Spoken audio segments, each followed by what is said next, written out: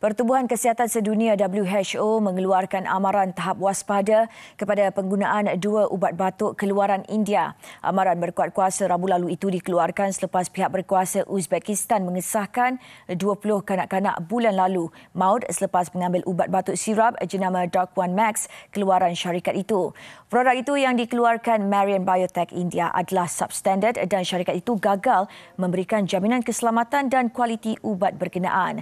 Analisis sampel sirap yang diuji di Makmal Kawalan Kualiti Uzbekistan mendapati wujud sejumlah diethylena glycol atau ethylena glycol yang melebihi tahap selamat sebagai bahan tercemar. Penggunaannya terutama kepada kanak-kanak boleh mengakibatkan kecederaan serius atau kematian. Kementerian Kesihatan India kemudiannya menggantung pengeluaran produk syarikat itu. Uzbekistan mengharamkan import dan penjualan Doc One Max.